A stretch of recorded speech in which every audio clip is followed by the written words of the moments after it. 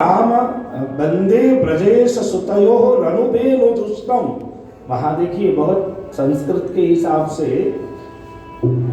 नंदराय जी के एक पुत्र का वर्णन नहीं है। श्लोक में क्या आ रहा है?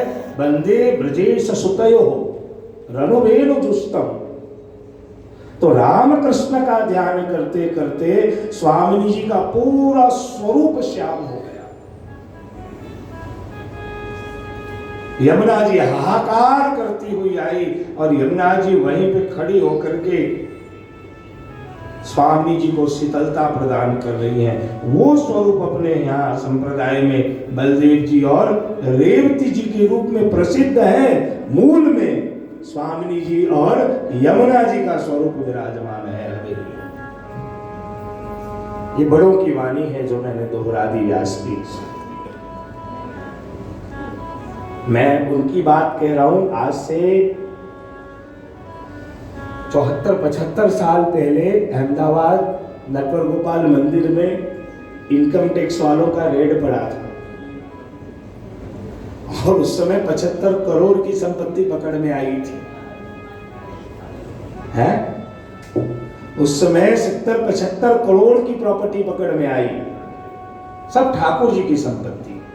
हाथी के दांत के पन्ना, पंचरत्न के पन्ना, पोखराज के बंटा जी, अब भैया मानिक के झारी जी, तो उसकी कीमत लगाओ आप। सोने के बंगले, सोना के हिंडोला नहीं है सब। इनकम टैक्स वाले सारे पुलिस ऑफिसर अधिकारी सब मंदिर को घेर करके बैठे थे। पैसों वगैरह के धन की गिनती हो रही थी, सब लिस्ट बन रहा था। श्री नटवर गोपाल तो मतलब राग रागनी नृत्य के भी बड़े शौकीन रहे और नटवर लाल को तो यही एक चांदी की डब्बी में रखते, हृदय में ही पहनते, एवं टांगे रहते ठाकुर जी को। जहां जाते डिब्बी खोल करके ठाकुर जी को भोग भोग धर देते। प्लेन में बैठते तो खिड़की से ठाकुर जी को दिखाते कि देख नटवर कितनी बड़ी दुनिया है। नटवर लाल को लेकर के घोड़े पे बैठते, ब्रिज में घुड़सवारी करते। बड़ा अद्भुत स्वरूप था नटवर गोपाल जी महाराज। तो रेड पड़ गया। सुबह सुबह अधिकारी सब बैठे थे। शाम में आप श्री ने वैष्णवों को कही कि भैया भोजन प्रसादी यही लियो, सब आ जाओ। शाम में सारे वैष्णव भर गए हवेली में और नृत्यांगना आई और नृत्यांगना आकर के पखावज पे ताल पे नृत्यांगना नृत्य कर रही है। पायल के झनकार से पूरा मंदिर झंकृत हो रहा है और महाराज श्री नटवर लाल को लेकर के बैठे हैं, नृत्य देख रहे हैं। अब ये अधिकारियों को क्या समझ में आवे? अधिकारियों ने कहा कि महाराज आपको चिंता नहीं हो रही है, आपकी सारी प्रॉपर्टी चली गई और आप मस्ती से नृत्य का आनंद ले रहे हैं, सारी संपत्ति गई। तो महाराज श्री ने कही कि ये संपत्ति हमारी नहीं, ये संपत्ति ये नटवर लाल की थी।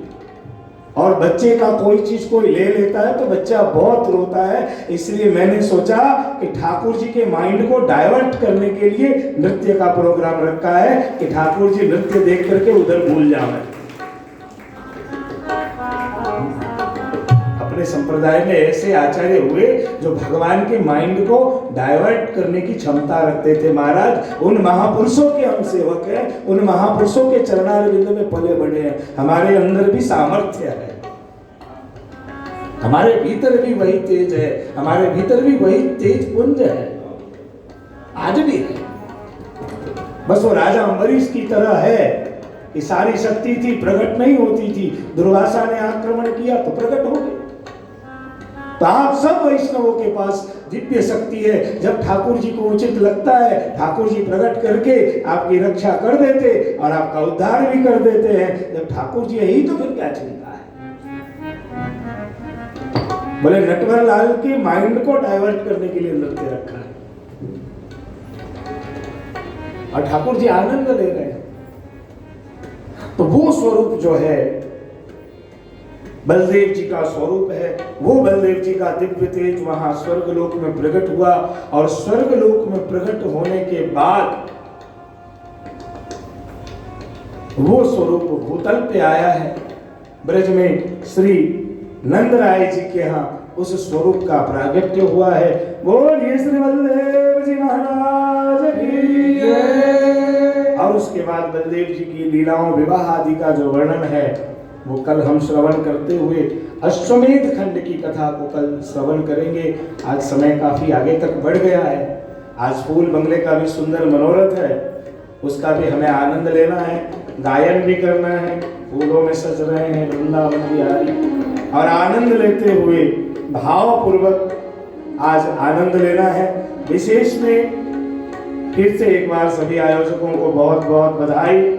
गर्ग संहिता सुनने आ रहे हैं आप श्रोताओं को बहुत बहुत बधाई, सबको बहुत बहुत आशीर्वाद, शुभ मंगल कामनाएं। अधिक मास में सब चीज आपके जीवन में अधिक से अधिक हो, धन भी अधिक से अधिक आए, भाव भी अधिक से अधिक हो, सेवा भी अधिक से अधिक हो, और घर में वंश की भी वृद्धि अधिक से अधिक हो, संतति भी अधिक से अधिक आए, आप निरोग अधिक से अधिक हो, मन में सुख शांति अधिक से अधिक आए। अधिक मास के शुभ अवसर पर आज के दिन यही आशीर्वाद, व्यासपीठ से मंगल कामनाएं, और आपके वंश में अधिक से अधिक भक्ति आए, ये प्रभु के चरणारविंद में विनती करते हुए वाणी को विश्राम देता हूँ। बोलिए कृष्ण कन्हैया की जय।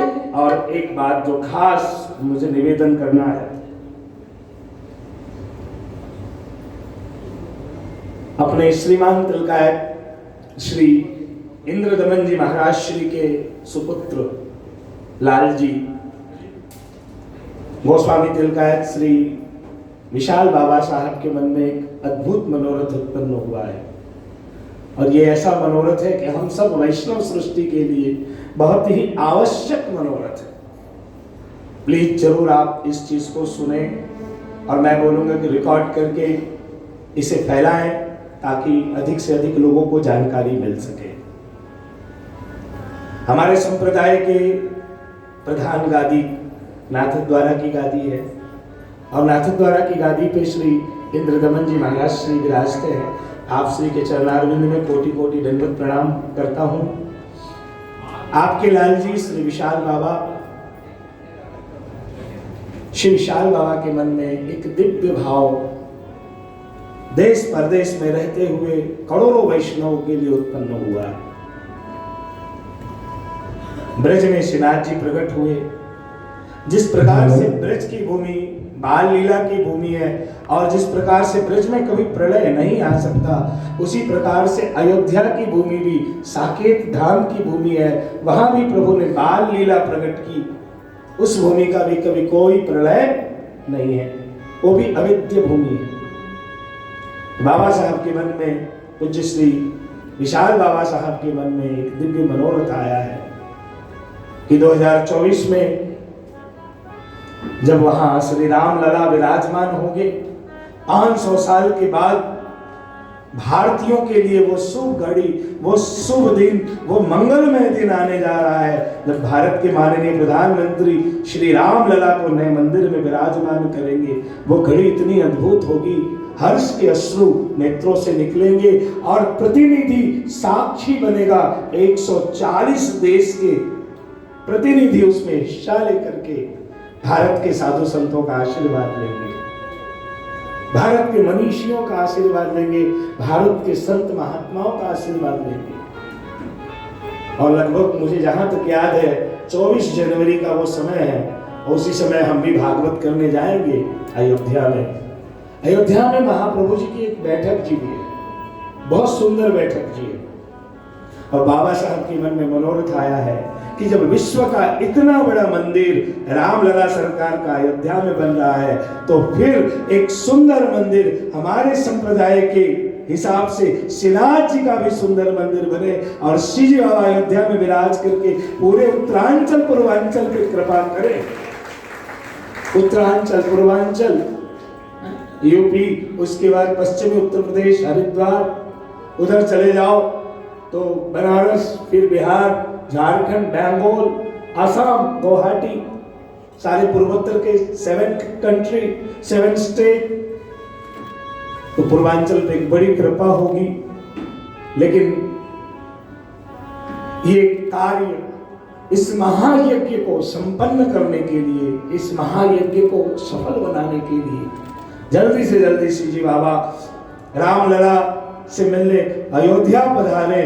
इस कार्य में वैष्णवों को तन मन और धन तीनों की आहुति देनी पड़ेगी, और जिसके पास जो है आहुति दे करके इस कार्य को सफल बनाना, इस कार्य को अद्भुत योगदान दे करके और विजय